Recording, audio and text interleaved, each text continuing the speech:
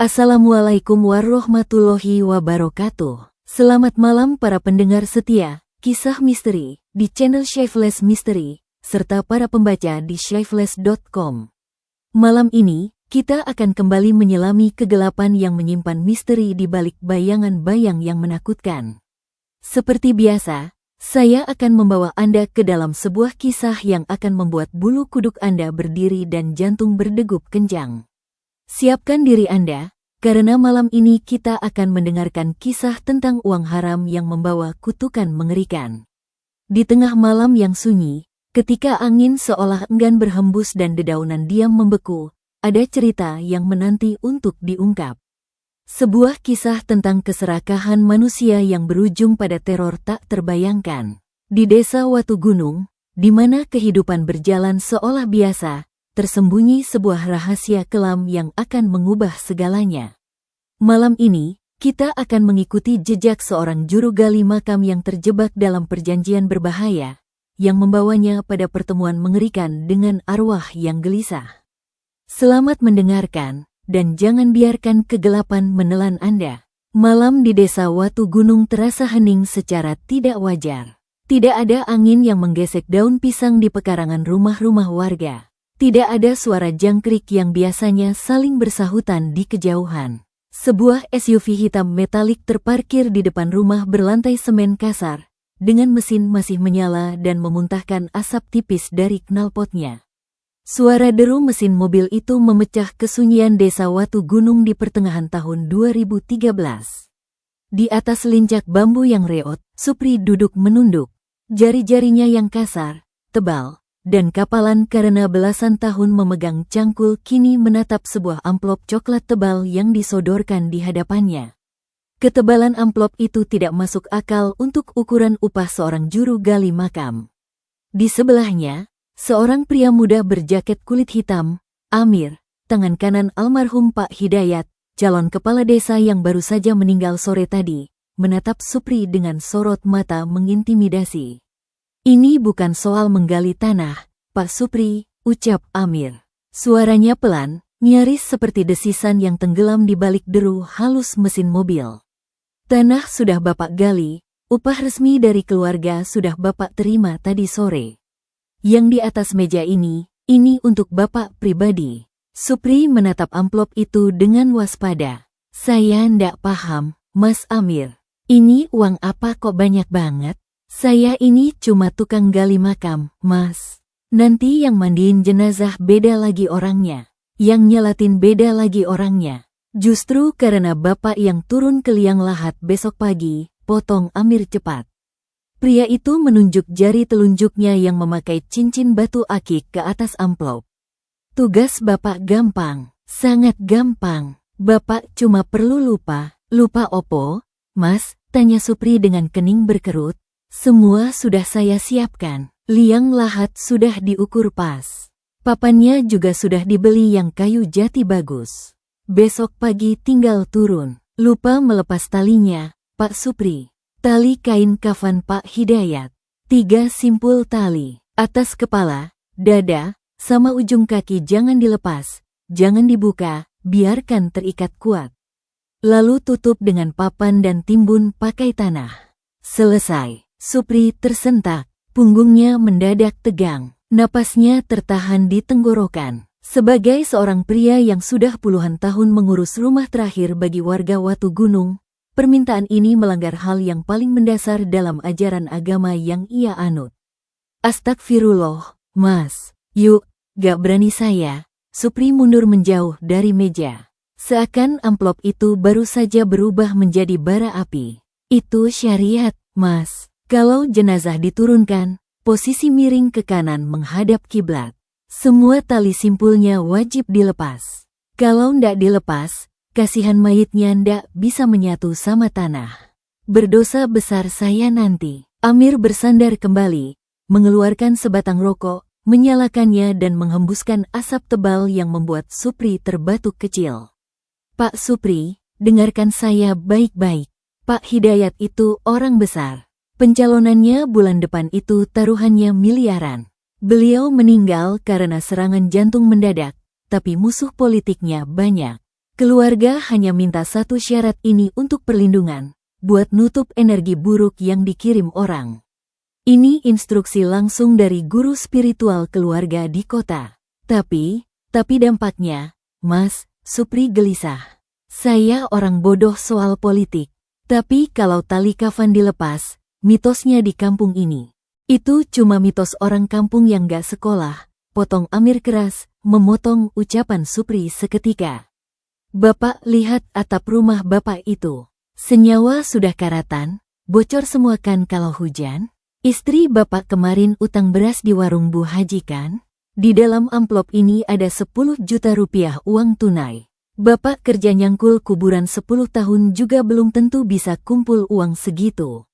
Supri terdiam. Angka itu menghantam dadanya lebih keras daripada rasa takutnya. 10 juta rupiah. Di tahun 2013 di sebuah desa di pinggiran kabupaten, uang itu bisa mengubah nasib keluarganya.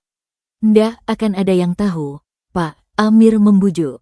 Kali ini nadanya melembut, menyerang titik lemah Supri. Besok yang turun ke liang lahat cuma Bapak sama Kang Joko, kan? Kang Joko itu matanya sudah rabun. Dia urus bagian nahan badan.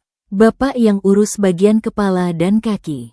Pura-pura saja narik talinya, padahal dibiarkan. Setelah dipasang papan padung, urusan selesai. Pak Hidayat tenang, win-win solution. Angin malam mendadak berhembus pelan, namun tidak membawa kesejukan melainkan hawa sumpek yang membuat kerah baju Supri basah oleh keringat. Ia menatap amplop coklat itu sangat lama.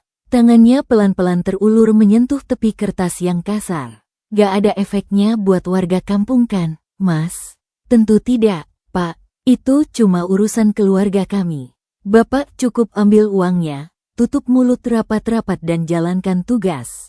Amir berdiri, menepuk bahu Supri 2 kali dengan tepukan yang terasa terlalu berat. Saya pegang janji Bapak, besok pagi jam 8 jenazah diberangkatkan. Tanpa menunggu jawaban lagi, Amir berbalik masuk ke dalam SUV hitamnya dan melaju membelah kegelapan malam. Meninggalkan Supri sendirian di teras, menggenggam amplop tebal yang terasa sedingin es. Pagi harinya, Desa Watu Gunung sudah disibukkan oleh keramaian warga. Kematian Hidayat menjadi topik utama di setiap sudut gang. Dari tukang sayur keliling hingga pos ronda, Hidayat adalah sosok yang dikenal ambisius namun juga dekat dengan rakyat. Spanduk wajahnya yang tersenyum lebar dengan slogan, "Membangun Watu Gunung, memakmurkan warga," terpasang di setiap pertigaan jalan. Beberapa ujungnya sudah robek diterpa angin. Di pemakaman Giriloyo yang terletak di lereng bukit kecil di ujung desa, Supri dan Joko sedang menyelesaikan galian mereka. Matahari jam 8 pagi terasa menyengat kulit. Joko, pria paruh baya yang selalu memakai kaos partai pudar, mengusap keringat di dahinya dengan handuk kecil. "Hah, kerasa sekali," ucap Joko sambil melempar cangkulnya ke atas tumpukan tanah merah. "Tanah di blok barat ini biasanya empuk lah. Ini kok alatnya minta ampun? Kayak nyangkul kerikil campur semen." "Ya, namanya tanah bukit, Kang. Beda-beda lapisannya," jawab Supri tenang. Ia terus mengayunkan cangkul, meratakan bagian dasar liang lahat. Matanya tidak berani menatap Joko. Pikirannya masih tertinggal pada tumpukan uang merah 100 ribuan yang ia sembunyikan di bawah kasur kapuknya subuh tadi. "Bukan masalah bukitnya, Pri.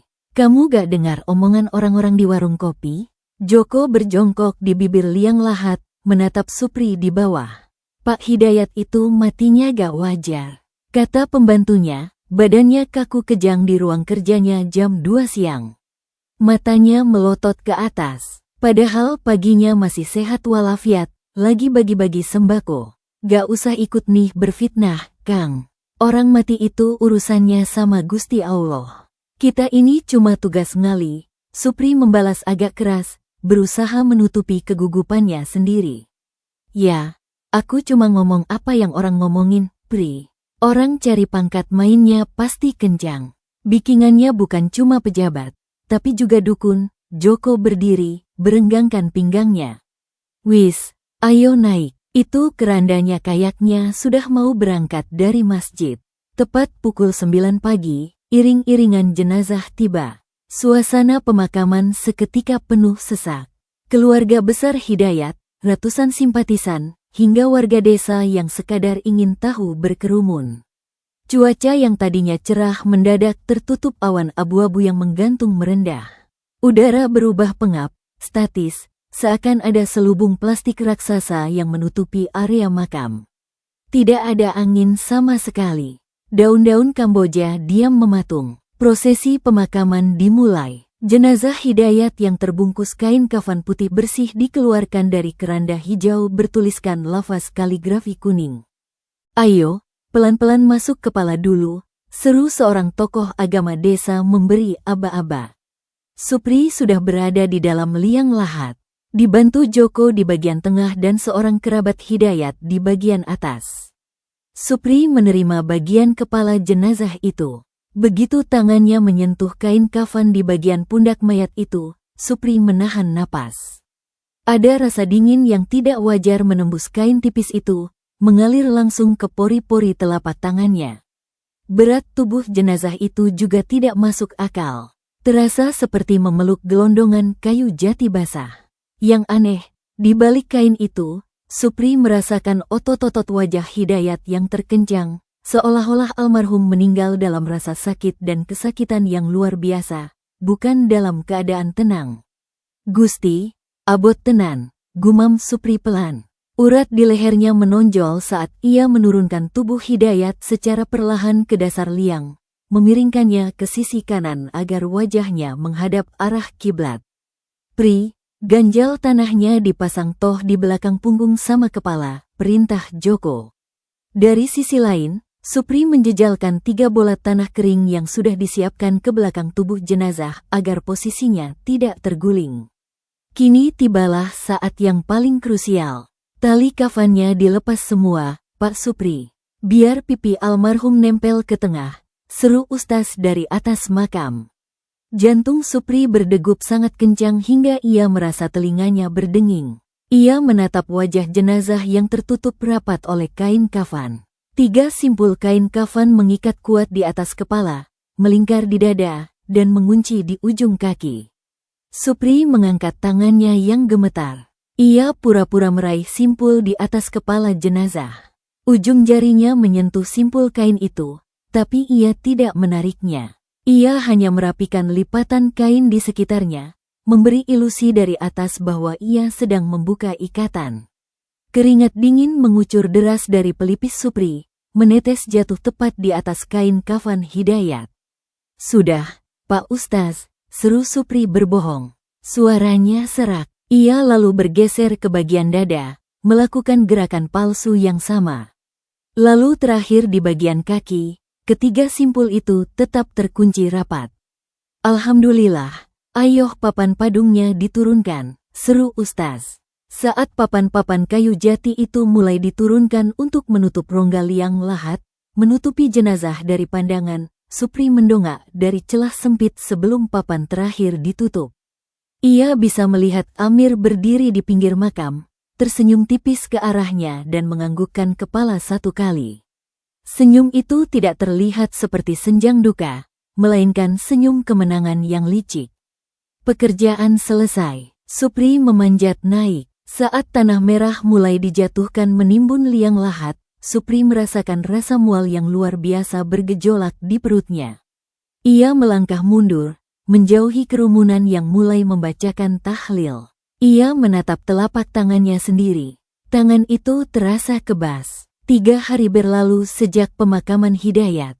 Di luar dugaan Supri, desa berjalan normal, tidak ada kejadian aneh. Uang 10 juta itu pelan-pelan mulai ia gunakan. Ia menebus emas istrinya yang digadaikan, melunasi utang beras, dan menyewa tukang untuk menambah atap bocor. Istrinya Siti sempat bertanya dari mana uang sebanyak itu. Namun, Supri berdalih itu adalah bonus dari partai karena ia bekerja ekstra. Siti percaya karena uang memang bisa membungkam banyak pertanyaan. Namun, kedamaian semu itu bertahan hingga malam Selasa Kliwon. Malam itu, Jam dinding di ruang tengah rumah Supri menunjuk pukul 1 dini hari. Siti sudah tertidur pulas di ranjang kapuk. Namun, Supri tidak bisa menutup matanya. Ada sesuatu yang salah dengan udara malam ini. Biasanya di jam segini, suara anjing liar di ujung desa sesekali terdengar menggonggong. Tapi malam ini, lolongan anjing itu terdengar berbeda. Suaranya bukan menggonggong marah, melainkan merintih panjang bergetar dan diakhiri dengan lengkingan putus asa. Seolah-olah binatang-binatang itu sedang bersembunyi di bawah kolong rumah warga. Suhu udara di dalam kamar Supri mendadak turun drastis. Tapi anehnya, ia justru berkeringat. Bau udara berubah. Bukan bau kembang, bukan bau menyan. Udaranya berbau seperti apotek tua yang lama tidak dibuka. Campuran antara debu kapur tua, karat besi, dan sesuatu yang apak seperti kapas basah yang disimpan di tempat lembab. Supri bangkit dari kasurnya perlahan, tidak ingin membangunkan Siti. Ia menatap ke arah plafon anyaman bambu rumahnya. Keheningan terasa mencekam, seakan ada tekanan udara yang menumpuk di atas rumahnya. Tiba-tiba Supri tersentak mundur hingga punggungnya mendabrak dinding kamar. Matanya membelalak menatap atap. Suara itu berasal dari atas genteng seng rumahnya. Itu bukan suara mangga jatuh. Itu bukan suara kucing berantem. Itu suara benturan berat tumpul, sangat padat.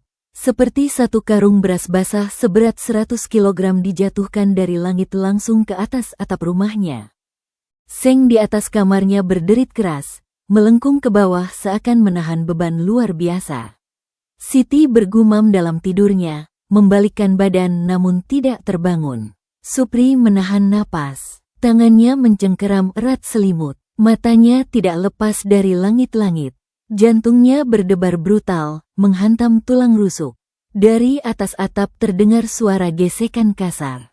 Bukan langkah kaki, sesuatu sedang bergeser. Srek, srek. Bukan suara kain diseret. Ini suara logam seng yang tertekan beban berat saat atap itu berderit ngilu. Tertekan oleh sesuatu yang bergerak, menggeser berat badannya perlahan ke arah ujung atap teras rumah. Ya Allah, Gusti Pangeran. Opo kui? Bibir Supri bergetar hebat. Bam! Sesuatu itu melompat turun dari atap teras dan mendarat di tanah pekarangan depan rumah Supri. Getaran pendaratannya terasa hingga ke lantai semen tempat Supri berpijak. Debu dari langit-langit kamar berjatuhan. Suasana kembali mati total. Lolongan anjing liar seketika terhenti. Tidak ada suara angin, hanya ada suara napas Supri yang tersengal-sengal. Dia menunggu. Otaknya memaksa logikanya bekerja. Mungkin maling, batinnya berbohong pada diri sendiri.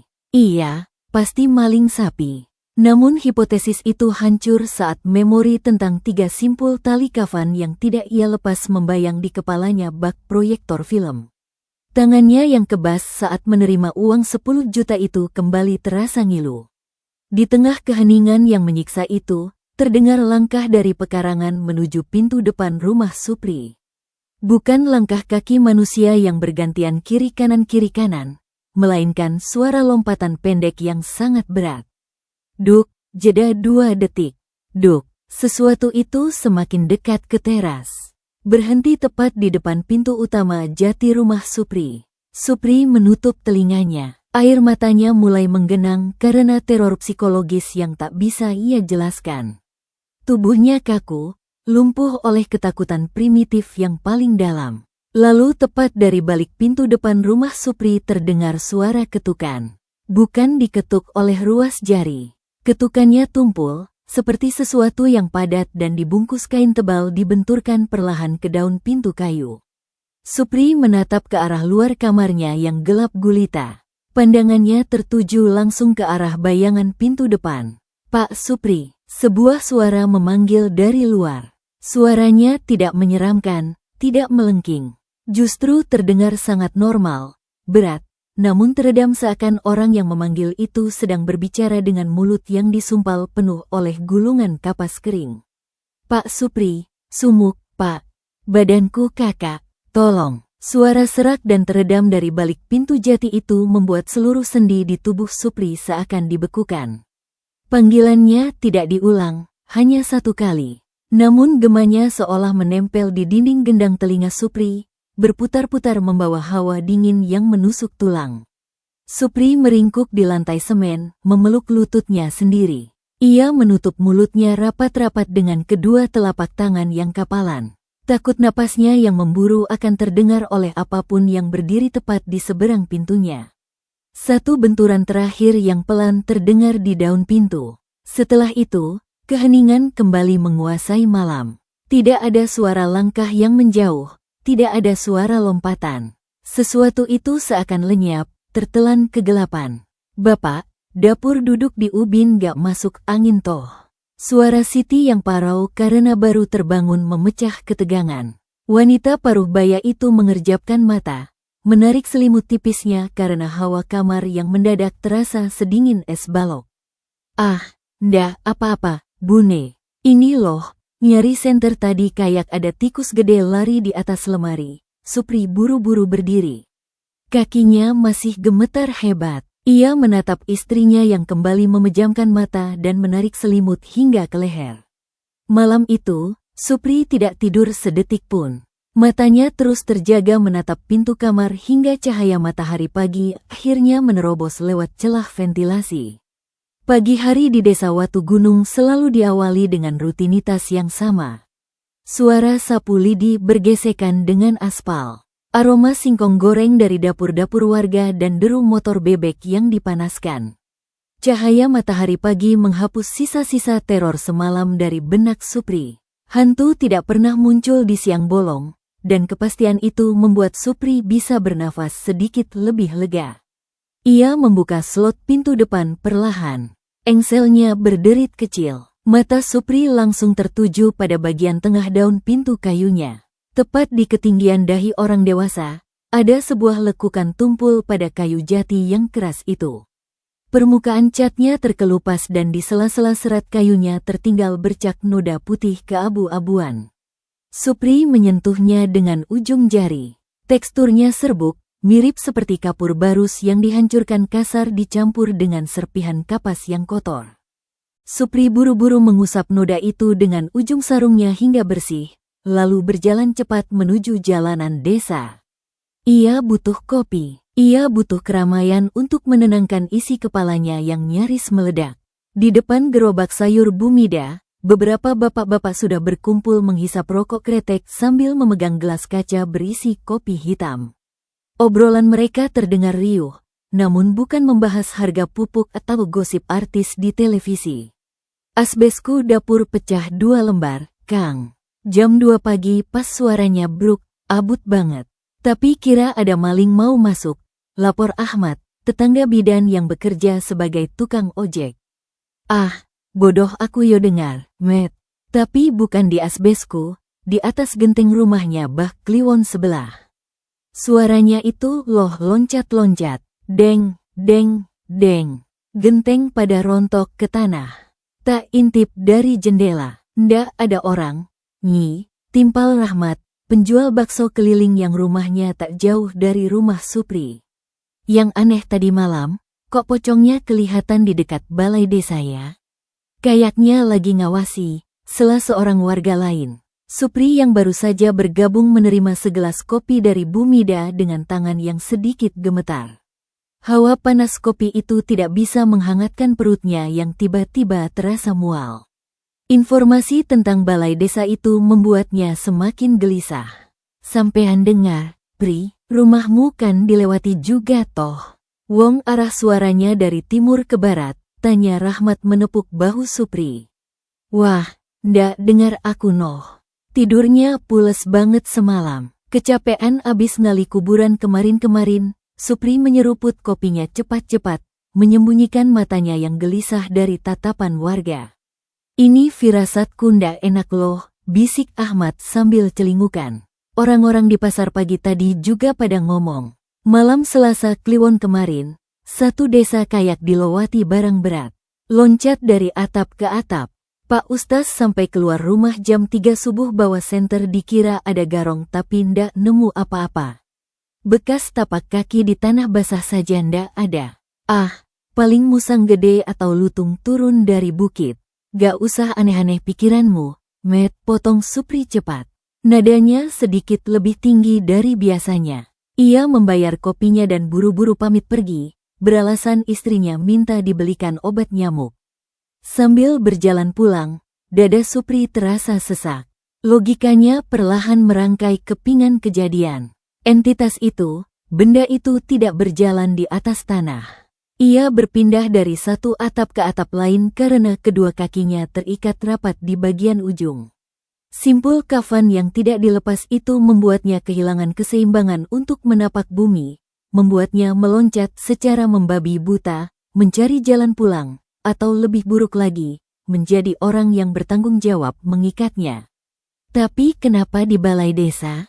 Itu bukan acak. Uang 10 juta yang disembunyikan di bawah kasurnya kini terasa seperti kutukan yang mengundang petaka ke tengah-tengah desanya sendiri. 3 hari berlalu dengan ketegangan yang merayap diam-diam di urat nadi desa Watu Gunung.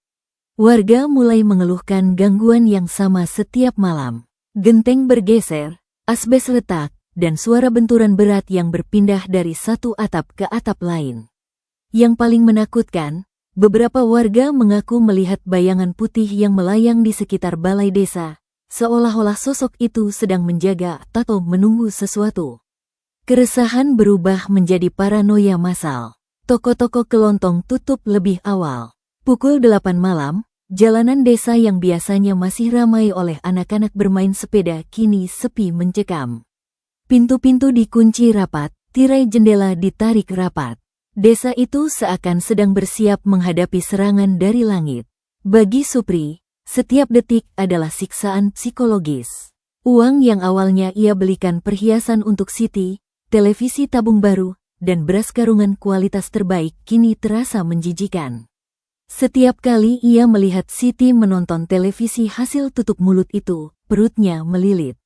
Ia ingin berlari ke makam, menggali tanahnya lagi, dan membuka 3 simpul ke padat itu. Tapi itu mustahil. Membongkar makam tanpa izin polisi dan keluarga sama saja dengan menyerahkan diri ke penjara atau lebih parah lagi, dibunuh oleh orang-orang suruhan almarhum Hidayat. Puncak teror terjadi pada malam Jumat. Langit malam seolah menahan napas. Udara sangat lembab dan tebal, membuat kulit terasa lengket. Tidak ada bintang, hanya awan kelabu tebal yang menggantung rendah. Tepat pukul 11 malam, gardu listrik di ujung desa tiba-tiba mengeluarkan suara ledakan kecil. Bunga api memercik sebentar lalu padam. Seluruh desa gulita dalam hitungan detik. Astagfirullah, wati lampu, Pak, seru Siti dari dapur. Ia sedang mencuci piring sisa makan malam. Suara piring sisa yang diletakkan agak kasar didengar di tengah kegelapan. Biar aku yang cari lilin, Bune. Jangan gerak dulu nanti nabrak meja, ucap Supri, meraba-raba dinding ruang tengah mencari kotak korek api di atas televisi. Di tengah kesibukan Supri mencari penerangan, keheningan desa yang mati lampu itu tiba-tiba dirobek oleh suara yang kini sangat familiar di telinga Supri. Bam! Suara itu meledak di atas atap rumah Kang Joko, tetangga sebelah kiri Supri yang hanya dipisahkan oleh gang sempit berukuran 1 meter. Jaraknya sangat dekat, membuat kaca jendela rumah Supri bergetar hebat. Tangan Supri terhenti di udara. Ia tidak bernapas. Di dapur, Siti juga diam membatu. Srek, gesekan seng melengkung menahan beban. Lompatan kedua mendarat di atap teras rumah Supri. Kali ini benturannya begitu keras hingga beberapa debu dan kotoran cicak jatuh dari anyaman bambu plafon rumah, menimpa kepala Supri. Pak, itu suara apa di atas? Suara Siti bergetar dari arah dapur. Langkah kakinya terdengar terseret perlahan mendekati Supri di ruang tengah. Pak, aku jadi ingat sesuatu. Dulu, pas Pak Hidayat masih hidup, beliau pernah bagi-bagi sembako ke sini. Waktu itu, beliau kasih aku ini. Siti meraba-raba di laci dapur yang gelap. Ia mengeluarkan sebuah benda kecil yang terasa kasar dan aneh. Katanya, Bu Siti, ini buat jaga-jaga rumah dari yang gak-gak. Simpen baik-baik. Supri menarik lengan istrinya hingga wanita itu berjongkok di sampingnya. Di atas atap, beban berat itu bergeser. Kali ini polanya berbeda. Biasanya entitas itu hanya melompat lewat, menjadikan atap sebagai pijakan sesaat. Namun malam ini ia berhenti. Ia mencari sesuatu. Suara lompatan tumpul itu bergerak menuju bagian belakang rumah, ke arah atap dapur.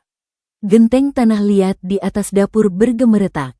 Beberapa di antaranya pecah dan jatuh ke halaman belakang dengan suara pecah yang nyaring. Lalu keheningan yang panjang. 1 menit berlalu, 5 menit berlalu. Sudah pergi, Pak, bisik Siti. Air matanya mulai menetes karena ketakutan yang tak beralasan. Udara di dalam rumah mendadak berbau apak. Bukan bau kembang, bukan bau menyan. Ini bau kapur barus tua bercampur karat dan tanah kering yang disiram air bekas cucian piring. Bau yang membuat bulu kuduk berdiri tegak. Supri menelan ludah. Ia perlahan merangkak mendekati pintu kayu yang memisahkan ruang tengah dengan dapur. Pintu itu memiliki celah selebar 2 jari di bagian engsel bawahnya yang sudah lapuk. Supri merebahkan pipinya di lantai semen yang dingin, mengintip melalui celah sempit itu ke arah dapur yang gelap gulita. Cahaya bulan purnama yang redup menembus dari celah ventilasi di atas pintu belakang dapur memberikan sedikit penerangan abu-abu. Awalnya Supri tidak melihat apa-apa, hanya meja, kompor, dan rak piring. Namun matanya perlahan menangkap sebuah bayangan aneh di dekat pintu belakang. Ada sesuatu yang berdiri di sana. Itu bukan manusia. Tingginya hampir menyentuh atas pintu. Sosok itu berdiri kaku, sangat kaku seperti tiang listrik. Tubuhnya dibungkus oleh kain kusam yang warnanya tak lagi putih, melainkan coklat kehitaman karena noda tanah liat yang mengering. Kain itu membalut tubuhnya dengan sangat ketat, mencetak bentuk tubuh yang kaku dan bengkak di dalamnya. Supri menahan napas hingga dadanya terasa mau pecah. Matanya membelalak tak percaya pada apa yang dilihatnya. Di bagian dada sosok itu terikat sebuah simpul kain yang melingkar kuat. Di bagian kakinya yang merapat sempurna, ada ikatan lain yang mengunci ujung kakinya. Namun yang membuat kewarasan Supri nyaris putus adalah bagian kepalanya. Kain kafan yang mengikat di atas kepala sosok itu, simpul mata yang paling ujung tampak melintir kencang. Wajahnya tertutup total oleh lipatan kain yang kusut masam. Namun, Supri bisa melihat dengan jelas bahwa sosok itu sedang menunduk, mengarahkan kepalanya tepat ke celah engsel tempat Supri mengintip. Hak, hak. Dari balik kain kotor yang menutupi wajahnya terdengar suara napas yang berat, berlendir, dan tersengal-sengal. Pak, taliku kencing banget, Pak. Mata Supri membelalak hingga urat-urat merah di selera matanya nyaris pecah. Suara rintihan dari balik kain kotor itu tidak keras, namun menggema tepat di dalam tempurung kepalanya. Bau apak kapur barus dan tanah basah menyengat rongga hidungnya begitu kuat hingga Supri merasa asam lambungnya naik ke kerongkongan. La ilaha illallah, la ilaha illallah, rintih Supri, mendorong tubuhnya ke belakang, menyesot di atas lantai semen dengan gerakan panik yang tak terkendali. Kakinya menendang meja kayu kecil di ruang tengah hingga asbak kaca jatuh dan pecah berkeping-keping. Pak, ada apa, Pak? Siapa di dapur? Jerit Siti tertahan. Tangannya gemetar hebat, mencengkeram kaos oblong suaminya yang sudah basah kuyuk oleh keringat dingin. Benda yang Pak Hidayat kasih aku tadi, tiba-tiba jadi hangat, Pak. Masuk kamarmu, cepat masuk kamar. Kunci. Supri tidak menjawab. Ia menarik lengan istrinya kasar, menyeretnya masuk ke dalam kamar tidur, lalu membanting pintu dan menggeser selot kayunya dengan tangan gemetar. Ia kemudian mendorong lemari pakaian tuanya hingga menutupi pintu, mengurung mereka berdua di dalam kegelapan. Dari arah dapur terdengar suara perabutan seng berjatuhan. Perang, panci, dan wajan yang tadi dicuci Siti terlempar ke lantai. Lalu disusul suara benturan tumpul yang menggetarkan lantai. Suara lompatan itu menjauh dari dapur menuju halaman belakang. Lalu bam, entitas itu kembali melompat ke atas atap, mematahkan beberapa kayu reng sebelum akhirnya suara deritnya menjauh dan perlahan menghilang, tertelan malam. Di dalam kamar, Siti menangis sesenggukan sambil memeluk bantal. Sementara Supri duduk di lantai bersandar pada lemari, memukul-mukul kepalanya sendiri yang terasa mau pecah. Kutukan 10 juta itu kini menuntut nyawa, dan istrinya ternyata menyimpan bagian dari teka-teki ini. Pagi harinya, Desa Watu Gunung dilanda kepanikan yang tak lagi bisa disembunyikan. Warga berkerumun di halaman rumah Pak Karim, ketua RT setempat. Wajah-wajah mereka pucat, kurang tidur, dan diselimuti ketakutan yang menjalar seperti wabah. Supri berdiri di barisan paling belakang, mengenakan peci hitamnya yang sedikit miring. Ia berusaha terlihat senormal mungkin meski matanya berkantung hitam dan bibirnya kering pecah-pecah. "Bapak-bapak tolong tenang dulu. Ini bukan musang, bukan juga maling biasa," buka Pak Karim sambil memegang sebuah bungkusan plastik bening berisi serpihan tanah merah. "Tadi subuh Mbah Minto, marbot masjid kita, pingsan di dekat balai desa. Dia baru siuman jam 7 tadi." "Pingsan kenapa, Pak RT?" tanya Ahmad, tukang ojek. Wajahnya tegang. "Mbah Minto lihat yang bikin ribut di atap kita seminggu ini wujudnya mayit. Dibungkus kain mori kotor. Posisinya gak jalan tapi loncat-loncat." Pak Karim menelan ludah. Pandangannya menyapu kerumunan warga. Dan yang bikin Mbah Minto kaget sampai pingsan, kain di atas kepalanya masih terikat melintir, belum dilepas. Suasana mendadak hening. Bisik-bisik ngeri pecah di antara warga. Beberapa bapak-bapak mengusap tengkuk mereka yang meremang di bawah terik matahari pagi. "Loh, mayit siapa, Pak RT? Yang di kampung kita sebulan terakhir ndak ada yang meninggal kecuali almarhum Pak Hidayat toh." "Tapi kan pemakamannya lancar-lancar saja," sahut Rahmat, penjual bakso keliling. Jantung Supri seakan berhenti berdetak mendengar nama itu disebut. Ujung jari kakinya terasa dingin. "Itu dia masalahnya, nol. Pagi ini saya sama pemuda ngecek tembok balai desa tempat Mbah Minto pingsan. Ada bekas gesekan kotoran. Ini sampelnya," ujar Pak Karim mengangkat plastik itu tinggi-tinggi. "Ini bukan tanah kebun sini. Ini tanah lempung merah pekat. Satu-satunya tempat di desa ini yang tanahnya begini cuma kuburan Giri Loyo." Kerumunan seketika terdiam. Ratusan pasang mata seolah sedang mencerna kepingan teka-teki itu. Supri menundukkan wajahnya dalam-dalam. Dia tahu betul kenapa entitas itu turun ke desa. 3 simpul yang mengikat rapat tubuh almarhum membuatnya buta, tersiksa, dan kehilangan arah di alam kubur. Karena tidak bisa menyatu dengan tanah, sosok itu bangkit mencari satu-satunya manusia yang bertanggung jawab atas penderitaannya.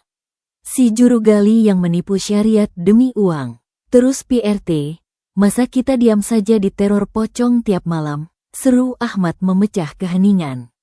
"Mulai malam ini, siskamling kita gandakan. Tiap pos ronda wajib diisi 5 orang. Bawa senter, bawa pentungan.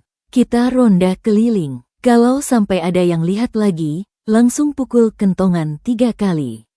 "Paham." Warga mengangguk setuju, tapi Supri merasa dunianya runtuh. Ronda malam berarti ia harus keluar dari rumah.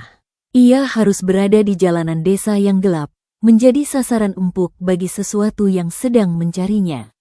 Siang itu, dengan tangan gemetar, Supri mendatangi wartel di pertigaan desa sebelah. Ia memasukkan beberapa koin ke dalam pesawat telepon lalu memutar nomor ponsel Amir yang sempat ia catat di secarik kertas rokok. Nada sambung berbunyi panjang. 3 kali panggilan tidak terjawab. Baru pada panggilan keempat, suara di seberang sana terdengar. "Halo, siapa ini?" Mas Amir. "Ini saya Supri, juru gali makam Giri Loyo, Mas. Tolong, Mas, saya ndak kuat. Warga sudah mulai curiga. Kampung saya diteror tiap malam Selasa Kliwon." Terdengar hembusan napas panjang dari ujung telepon. "Oh, Pak Supri, teror apa toh, Pak? Jangan mengada-ada. Di kota, keluarga almarhum aman-aman saja kok. Pencalonan kepala desa buat putranya almarhum juga lancar. Bapak halusinasi kali. Gak halusinasi, Mas. Mayitnya pulang. Dia gedor rumah saya. Dia bilang talinya kencang, Mas. Tolong saya mau kembalikan uang 10 jutanya utuh. Saya ndak pakai sepeser pun. Izinkan saya bongkar makamnya buat lepas talinya. Kasihan mayitnya, kasihan warga kampung saya. Dengar baik-baik, tukang gali miskin, desis Amir, nadanya berubah mengancam. Uang sudah Bapak terima, perjanjian sudah selesai. Kalau Bapak berani macam-macam, bongkar makam tanpa izin, besok pagi istri Bapak yang saya bikin tinggal nama. Paham, biarkan mayit itu keliling. Kalau dia datang, suruh balik. Jangan gemis ke rumah tukang gali. Klik, sambungan diputus sepihak. Supri menjatuhkan gagang telepon itu. Kepalanya bersandar pada kaca bilik wartel yang kotor. Air matanya menetes. Ia terjebak. Maju kena ancaman pembunuhan. Mundur dihantui pocong yang marah. Logikanya perlahan menyadari kekejaman konspirasi ini. Keluarga Hidayat sengaja menyerahkan desa Watu Gunung dengan mengunci simpul kafan. Energi gelap yang dikirim musuh politik Hidayat tidak bisa masuk ke alam kubur, melainkan memantul kembali menjadi kutukan yang dilepaskan ke desa tempat makam itu berada. Supri hanyalah pion yang dibayar untuk membuka gerbang neraka itu. Malam harinya, udara terasa lebih berat dari biasanya. Ini malam Jumat dan giliran Supri untuk jaga ronda bersama Ahmad, Rahmat, dan 2 pemuda desa lainnya. Mereka berlima berjalan menyusuri gang-gang sempit Watu Gunung. Hanya bermodalkan 3 senter besar dan pentungan kayu. Mereka melangkah menembus kabut tipis yang anehnya berbau seperti campuran kapur barus dan karet terbakar. Dinginnya kok nggak wajar ya, Kang? Sampai tembus ke tulang ini, keluh Rahmat sambil menyorotkan senternya ke arah rimbunan kebun bambu di sisi kiri jalan. Jangan banyak omong, Nol. Fokus saja lihat jalan. Kita putar balik saja di pertigaan depan. Gak usah sampai dekat batas makam, jawab Ahmad pelan. Supri berjalan di posisi tengah. Tangannya menggenggam erat pentungan kayu jati, tapi kakinya terasa seperti agar-agar. Setiap kali angin berhembus, ia merasa ada sesuatu yang berbisik di telinganya. Mereka tiba di pertigaan jalan tanah yang membatasi area perumahan warga dengan jalan tanjakan menuju pemakaman Giri Loyo. Disinilah satu-satunya lampu jalan desa yang tersisa berkedip-kedip redup, berjuang melawan pekatnya malam. Tiba-tiba lampu jalan itu padam total. Loh, kok mati? Seru salah satu pemuda. Bersamaan dengan padamnya lampu jalan, bau apak tanah kuburan basah menyergap hidung mereka dengan sangat kasar. Baunya begitu pekat hingga Rahmat langsung batuk-batuk menahan mual. Lalu dari arah jalan tanjakan makam yang gelap gulita terdengar suara itu. Kelima pria itu mematung. Senter di tangan Ahmad bergetar hebat. Sinarnya menari-nari tak karuan, menyorot jalanan aspal yang kosong. Lompatan kedua terasa lebih berat. Getarannya menjalar dari tanah langsung ke telapak kaki Supri. Arahkan senternya ke depan, Briis. Rahmat, suaranya nyaris hilang. Ahmad dengan susah payah mengarahkan sorot lampu senternya ke arah ujung tanjakan makam. Cahaya kuning yang membelah kegelapan itu akhirnya menabrak sebuah objek besar di tengah jalan. Sekitar 50 meter di depan mereka, berdiri sebuah sosok yang menjulang tinggi, dibalut kain kafan yang sudah berubah warna menjadi coklat kemerahan karena lumpur liat. Sosok itu berdiri kaku, menghadap ke arah mereka. Dari jarak sejauh itu, sorot senter Ahmad cukup terang untuk memperlihatkan detail yang paling mengerikan. Di atas kepala sosok yang tertutup rapat oleh kain kafan itu, simpul tali kafan masih terikat kuat dan menculat ke atas, layaknya permen bungkus berputar pelan ditiup angin malam. Gusti Allah, gumam Ahmad, kakinya lemas. Ia tidak berani lari, seolah terhipnotis oleh teror di depan matanya. Namun, yang membuat darah Supri benar-benar berhenti mengalir bukanlah penampakan itu, melainkan gerakan entitas tersebut. Sosok itu tidak menatap Ahmad atau Rahmat. Kepala yang tertutup rapat oleh kain itu perlahan menunduk, lalu memutar sedikit ke arah tengah barisan, tepat ke arah Supri. Hak, hak. Suara napas berlendir itu entah bagaimana bisa terdengar jelas di tengah udara malam yang sunyi, seakan sosok itu bernapas tepat di depan wajah mereka. Lalu tanpa aba-aba, sosok itu tidak melompat seperti biasanya. Ia menekuk tubuhnya yang terikat rapat ke belakang dengan sudut yang mustahil untuk tulang manusia, dan kemudian melontarkan dirinya ke depan dengan kecepatan yang luar biasa ganas. Duk, duk, duk. Lompatan tumpul yang tadinya pelan kini berubah menjadi derap langkah brutal yang menghantam tanah, memburu langsung ke arah Supri dengan amarah yang meledak-ledak. Duh, duh, duh. Jarak 50 meter itu terpangkas dalam hitungan detik. Sosok itu tidak melayang. Ia melontarkan debu tubuhnya yang kaku dengan tolakan opop kaki yang tidak masuk akal, menghantam aspal dengan suara menguakah seperti daging beku yang dibanting berulang kali. Lari, Melayu, Melayu, jerit Ahmad dengan pita suara yang nyaris serak. Ia berbalik arah, menabrak dua pemuda desa, Ilham dan Wahyu, hingga ketiganya jatuh berguling-guling ke semak-semak kebun bambu di sisi jalan. Namun, Supri dan Rahmat terlambat. Senter yang jatuh dari tangan Ahmad menggelinding, menyorot ke arah wajah Rahmat yang pucat pasi. Pria penjual bakso itu berusaha memutar tubuhnya yang gemuk, namun sandal jepitnya tersangkut di aspal yang retak. Gusti, kakiku kram, Pri, kakiku kram. Rahmat jatuh terduduk di tengah jalan. Tangannya menggapai-gapai ke arah Supri yang mematung hanya 2 meter darinya. Aroma tembaga berkarat dan kapur barus yang menyengat menabrak wajah Supri seketika. Suhu udara di sekitarnya menganjlok. Supri tidak bisa menggerakkan kakinya. Otaknya memerintahkan untuk berlari, tapi sistem sarafnya lumpuh oleh teror visual di depan matanya. Lompatan terakhir entitas itu mendarat tepat di depan Rahmat. Getaran pendaratannya memecahkan kaca lampu senter yang tergeletak di aspal seketika, memadamkan satu-satunya sumber cahaya. Gelap gulita menelan mereka bulat-bulat.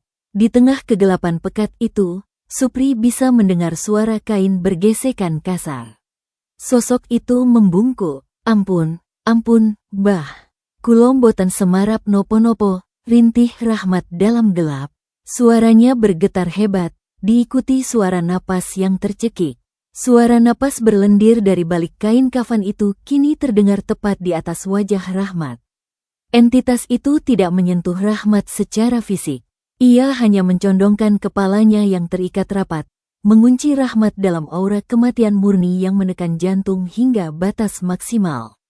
Terdengar suara Rahmat menarik napas panjang yang patah-patah seperti orang tenggelam yang mencoba meraup udara, lalu disusul suara gedoran pelan di dadanya sendiri. Melihat temannya meregang nyawa dalam gelap, insting bertahan hidup Supri akhirnya menjebol kelumpuhannya. "Maafkan aku, Nol. Maafkan aku." Supri berbalik badan dan berlari babi buta, menembus kegelapan, menerobos kebun singkong, merobek kulit lengannya sendiri karena terkena ranting tajam, tidak peduli pada apapun selain menjauh dari titik itu. Di belakangnya, ia tidak lagi mendengar rintihan Rahmat. Hanya ada keheningan yang lebih mengerikan dari suara apapun. Cahaya pagi di desa Watu Gunung terasa dingin dan pucat.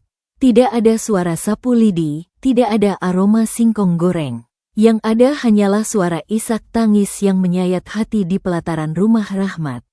Supri berdiri mematung di sudut halaman, menatap kosong ke arah bendera kuning yang baru saja diikatkan pada tiang listrik oleh Pak Karim. Matanya merah, kantung matanya menghitam legam.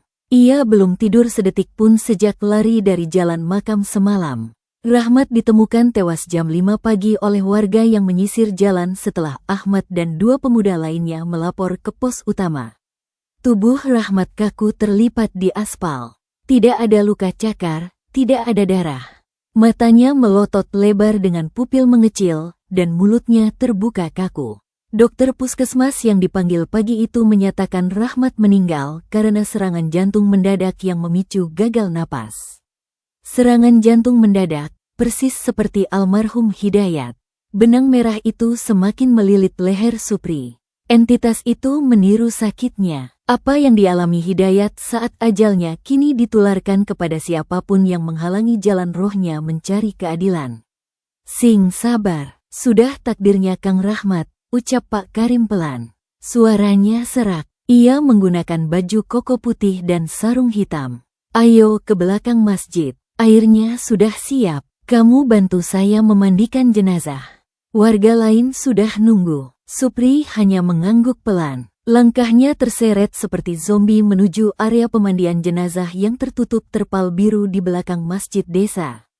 Di atas dipan kayu yang permukaannya berlubang-lubang, tubuh Rahmat terbujur kaku ditutupi kain jarik bermotif parang. 4 orang bapak-bapak, termasuk Supri dan Pak Karim, mengenakan sepatu bot karet dan celemek plastik.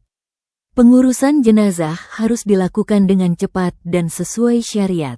Siram dari kepala sampai kaki 3 kali. Gunakan air sabun dulu. Pelan-pelan, arah Pak Karim sambil mengambil selang air. Supri memegang gayung plastik. Tangannya gemetar saat menyiramkan air dingin ke tubuh Rahmat. Kulit Rahmat pucat kebiruan. Saat tiba pada tahap membersihkan kotoran perut, Pak Karim menekan perut Rahmat secara perlahan dari atas ke bawah.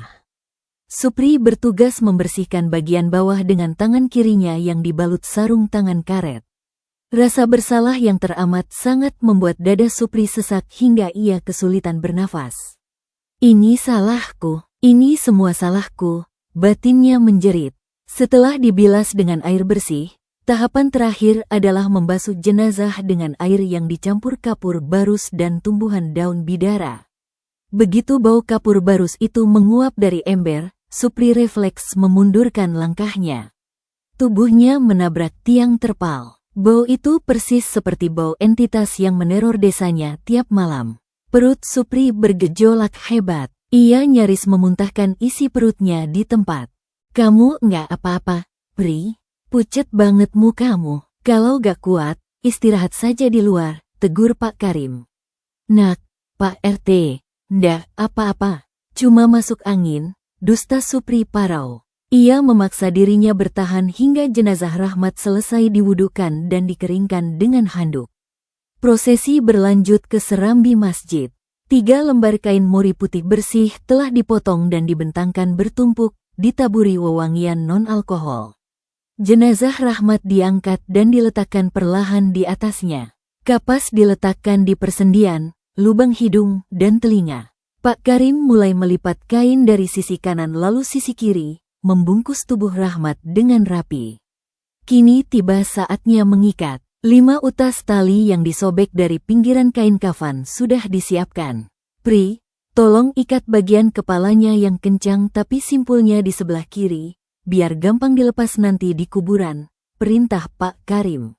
Supri memegang tali kain itu, ujung jarinya sedingin es. Ia menatap wajah Rahmat yang telah tertutup kain. Memori tentang simpul di atas kepala Hidayat yang melintir kotor mencuat di otaknya. Tangan Supri bergetar tak terkendali. Ia mencoba membuat simpul di atas kepala Rahmat, namun jari-jarinya kaku, terus terpeleset. Gusti, enggak bisa, tanganku gak bisa, Pak RT. Supri mundur, menjatuhkan tali murai itu ke karpet masjid. Air matanya akhirnya pecah. Ia menangis terisak di depan jenazah temannya. Beberapa warga saling menatap dengan tatapan iba. Mereka mengira Supri terlalu terpukul karena kehilangan sahabat dekatnya. Pak Karim akhirnya mengambil alih menyelesaikan ikatan tersebut. Setelah jenazah disalatkan dengan 4 kali takbir yang bergema pilu di ruang utama masjid, Rahmat diberangkatkan ke pemakaman Giri Loyo. Di sana, Supri turun ke liang lahat. Saat tubuh Rahmat dibaringkan miring menghadap kiblat, Supri membuka ketiga simpul kain kafan temannya itu dengan gerakan yang sangat hati-hati, memastikan pipi kanan jenazah menempel sempurna pada tanah lempung. Ia memejamkan mata sejenak di dasar liang lahat, membiarkan butiran tanah jatuh ke wajahnya. Sing tenang, Yono, pintu tanahmu sudah kubuka, maafkan aku. Matahari mulai mencondong ke barat. Saat Supri melangkah gontai memasuki rumahnya, sepatu botnya meninggalkan jejak tanah merah di lantai semen ruang tamu. Ia berniat langsung mandi dan mengurung diri di kamar, berharap tidur bisa membunuh kewarasannya yang tersisa. Namun, langkahnya terhenti di ambang pintu kamar. Siti berdiri mematung di depan ranjang kapuk mereka. Kasur itu telah digeser setengah. Di atas sprei yang lusuh teronggok sebuah kantong plastik hitam yang sudah robek ujungnya. Isinya tumpah keluar. Tumpukan uang pecahan Rp100.000 dan Rp50.000 berserakan di atas kasur. Uang yang seharusnya cukup untuk merenovasi rumah mereka total. Wajah Siti basah oleh air mata. Namun matanya menatap Supri dengan sorot tajam yang tidak pernah Supri lihat sebelumnya. Campuran antara jijik, ngeri, dan amarah. Bapak bilang ini uang bonus dari partai. Suara Siti nyaris tidak terdengar. Tapi setiap suku katanya mengiris dada Supri. Bapak bilang ini rezeki halal buat kita. Tapi Kang Ahmad cerita. Dia cerita semalam bapak mematung waktu sosok pocong itu nyamperin Rahmat. Dan ini, Siti mengangkat benda aneh yang diberikan Hidayat. Benda ini bergetar pak, pas pocong itu ada di atas rumah. Benda ini tahu, Bune, dengar dulu Bapak bisa jelasin. Jelasin apa, Pat? Jelasin kenapa seminggu ini Bapak kayak orang linglung? Jelasin kenapa atap rumah kita diloncati demit? Jelasin kenapa tadi pagi Bapak gemetar waktu lihat tali pocongnya Rahmat? Siti berteriak histeris. Suaranya pecah, menggema seluruh ruangan serempak menunjuk ke arah tumpukan uang merah itu dengan jari gemetar. Ini uang apa, Pak? Bapak jualnya sama siapa, Bu? Uang haram ini, Rahmat mati, Pak. Teman Bapak sendiri mati jantungan di jalan, dan Bapak cuma diam. Besok siapa lagi? Aku. Bapakmu nunggu aku mati di teror demit? Supri jatuh berlutut. Pertahanannya hancur lebur. Ia menutupi wajahnya dengan kedua tangan yang masih berbau tanah kuburan, menangis terseduh-seduh seperti anak kecil. Aku diancam, Bune. Aku diancam dibunuh sama orang kota Pak Hidayat kalau berani buka talinya. Aku cuma disuruh biarkan 3 simpulnya terikat. Aku enggak tahu kalau bakalan begini jadinya. Aku enggak mau Rahmat mati. Aku takut, Bune. Siti terdiam, napasnya memburu. Mendengar pengakuan suaminya, wajah Siti berubah menjadi seputih kertas. Ia perlahan mundur menjauhi Supri. Seolah suaminya sendiri adalah penyakit menular. Ya Allah, Pap, Bapak mengunci mayat seorang supaya enggak diterima bumi. Cuma demi uang kertas ini. Siti berbalik, meraih sebuah tas kain murah dari dalam lemari dan mulai memasukkan beberapa potong bajunya secara acak, termasuk benda aneh pemberian Hidayat. Bune, kamu mau kemana, Bune? Jangan tinggalin Bapak sendirian di sini. Supri merangkak maju, memeluk betis istrinya. Aku mau pulang ke rumah kakakku di kampung sebelah, Pak. Aku enggak mau tidur satu atap sama uang kutukan ini. Kalau Bapak masih punya hati, kembalikan uang itu. Buka talinya sebelum seluruh desa ini habis jadi tumbal kebodohan Bapak. Tanpa menoleh lagi, Siti melangkah keluar rumah, meninggalkan Supri berlutut sendirian di lantai semen yang dingin. Dikelilingi lembaran uang merah yang kini terlihat seperti genangan darah di matanya. Jam dinding menunjukkan pukul 23.45. Udara malam Watu Gunung kembali membeku. Supri duduk di kursi rotan di ruang tamunya yang gelap. Listrik sengaja ia padamkan. Di atas meja di hadapannya tergeletak amplop tebal berisi sisa uang belasan juta yang telah ia kumpulkan kembali. Sebuah cangkul berdagang jati dan sebuah senter besi dengan baterai penuh. Kalimat istrinya terus terngiang di kepalanya. Buka talinya sebelum seluruh desa ini habis jadi tumbal. Supri menyadari satu hal yang fatal. Amir, tangan kanan keluarga Hidayat tidak peduli dengan nyawa warga Watu Gunung. Uang 10 juta itu bukan cuma bayaran untuk tutup mulut, tapi kompensasi atas bencana yang ditimpakan ke desa ini. Selama simpul itu tidak dilepas, energi kutukan itu akan terus memantul di dalam liang lahat, memaksa roh Hidayat keluar, dan membantai warga yang tak bersalah untuk melepaskan tekanan gaibnya. Persetan sama ancaman, desis Supri pelan. Ia berdiri, memasukkan amplop tebal itu ke dalam saku jaketnya, mengalungkan sarung di leher, lalu menggenggam cangkul dan senternya erat. Jika ia mati dibunuh preman bayaran besok, biarlah. Setidaknya ia mati sebagai manusia, bukan sebagai pengecut yang membiarkan desanya diteror mayat hidup. Supri keluar dari rumah melalui pintu belakang, menyelinap di antara bayangan pohon pisang. Desa Watu Gunung sunyi senyap seperti kota mati. Tidak ada ronda malam ini. Tragedi kematian Rahmat membuat warga terlalu ketakutan untuk keluar rumah. Keputusan ini justru menguntungkan Supri. Tidak akan ada yang memergokinya pergi ke makam. Ia berjalan cepat menyusuri jalan setapak yang menanjak menuju pemakaman Giri Loyo. Angin malam berhembus kencang, membawa suara gemerisik daun bambu yang terdengar seperti ratusan orang sedang berbisik-bisik. Awan mendung menutupi bulan separuh, membuat suasana makam di lereng bukit itu gelap total. Tiba di gerbang makam, Supri menyalakan senternya. Cahaya putih membelah kegelapan, menyorot nisan-nisan batu yang berjajar rapi. Ia menghafal betul letak makam Hidayat di blok barat, di bawah pohon Kamboja besar yang dahannya menjuntai seperti lengan yang lumpuh. Jantung Supri berdebar kencang. Adrenalinnya membuat tangannya tak lagi gemetar. Ia melangkah mantap menyusuri sela-sela makam, menghindari menginjak gundukan tanah warga desa yang mendahuluinya. Aroma bunga Kamboja yang layu berbaur dengan bau tanah basah. Tidak ada bau kapur barus atau karat tembaga. Itu pertanda baik. Entitas itu mungkin masih berada di dalam tanahnya, belum mulai berkeliling mencari mangsa malam ini. Supri tiba di bawah pohon Kamboja besar. Sorot senternya diarahkan ke gundukan tanah merah yang masih relatif baru, ditaburi kelopak bunga yang sudah mengering dan dua nisan jati yang belum ditulisi nama.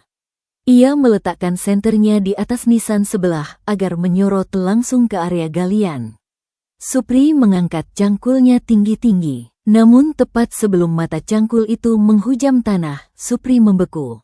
Napasnya tertahan di kerongkongan. Di bawah sorot cahaya senter yang temaram, Supri baru menyadari ada yang tidak beres dengan gundukan makam Hidayat.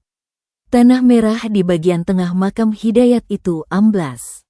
Bukan amblas karena hujan, bukan pula amblas karena tanahnya menyusut. Tanah itu terbuka dari dalam. Ada sebuah lubang menganga seukuran tubuh manusia dewasa yang merobek bagian tengah makam. Tanahnya berantakan terlempar ke sisi luar. Tapi yang membuat jantung Supri mau copot adalah liang lahat itu kosong. Tidak ada jenazah di dalamnya. Hanya beberapa serpihan kain kafan putih yang robek dan bau anyir yang sangat pekat. Panas dingin menyergap tubuh Supri. Ini tidak masuk akal. Mayatnya tidak ada. Di mana? Ingatannya kembali ke cerita warga. Pocong itu selalu muncul di dekat balai desa.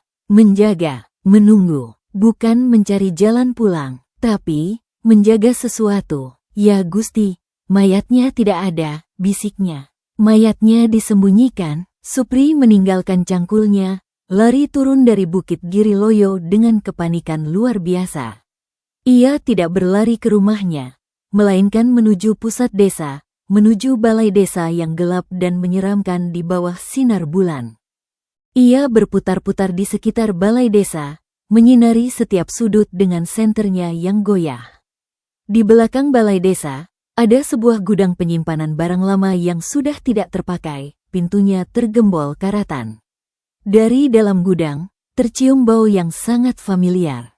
Bau kapur barus, karat, dan sesuatu yang apak. Sangat kuat. Dengan seluruh sisa kekuatannya, Supri membanting pintu gudang itu dengan bahunya. Pintu itu terbuka dengan suara geraman yang nyaring.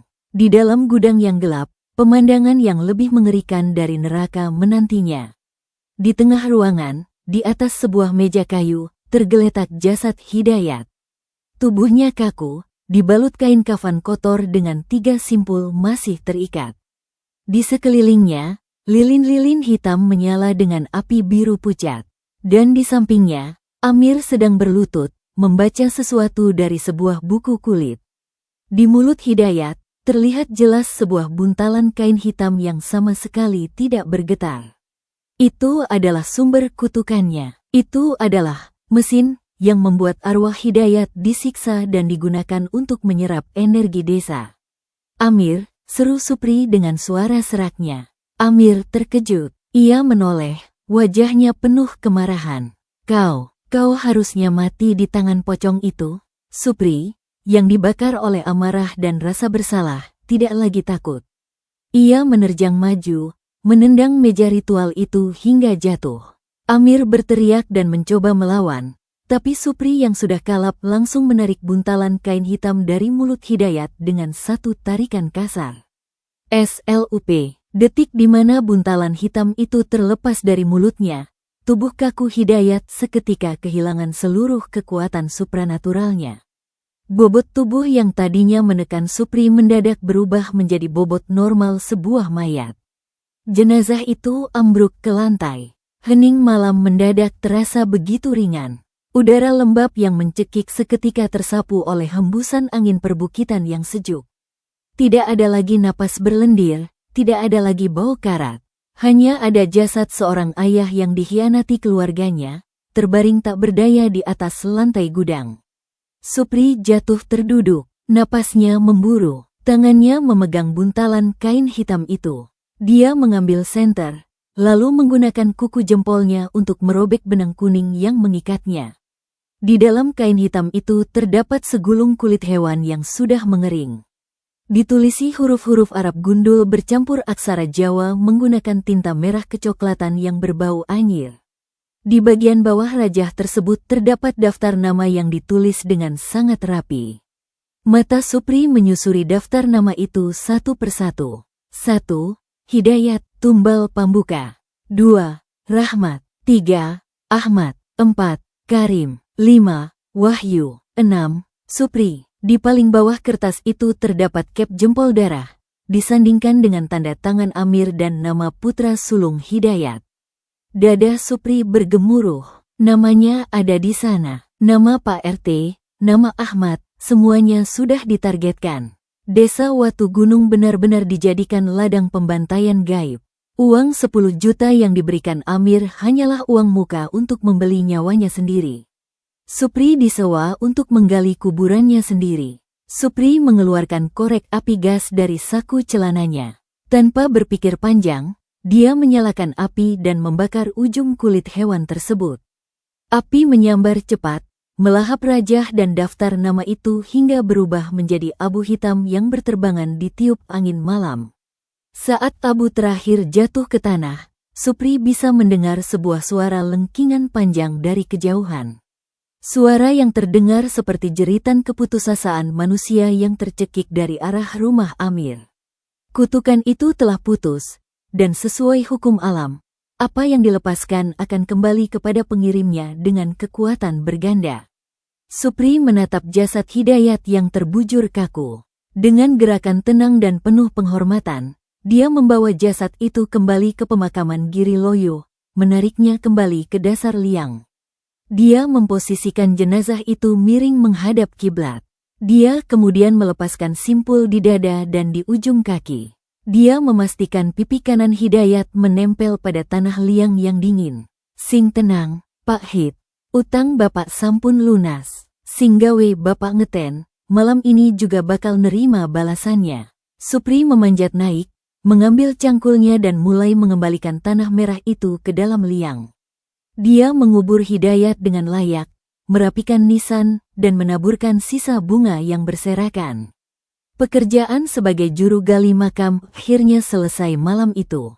Beberapa bulan kemudian, desa Watu Gunung kembali damai. Tidak ada lagi teror. Supri hidup sendirian, Siti tidak kembali. Ia menjadi pria yang pendiam dan lebih sering mengunjungi makam. Suatu sore, seorang pemuda tampan datang mengunjunginya. Ia adalah putra sulung Hidayat, yang kini maju menjadi calon kepala desa menggantikan ayahnya. Pak Supri, terima kasih, kata pemuda itu dengan senyum yang ramah. Terima kasih untuk apa, Mas? Tanya Supri bingung. Terima kasih sudah membebaskan ayah saya dari penderitaannya. Saya tahu semuanya, Ayah saya adalah korban keserakahan Amir, kata pemuda itu tulus. Sekarang, giliran saya yang akan melanjutkan perjuangan beliau membangun desa ini. Tapi, musuh ayah saya masih banyak. Saya butuh perlindungan. Pemuda itu menatap mata Supri dalam-dalam, lalu perlahan menunjuk ke arah Bukit Giri Loyo di kejauhan. Seolah-olah ia sudah memiliki kandidat berikutnya untuk dijadikan tumbal. Senyumnya masih ramah, tapi di baliknya, Supri melihat silau ambisi yang sama, bahkan lebih besar dari ayahnya. Siklus kejahatan itu tidak akan pernah berakhir.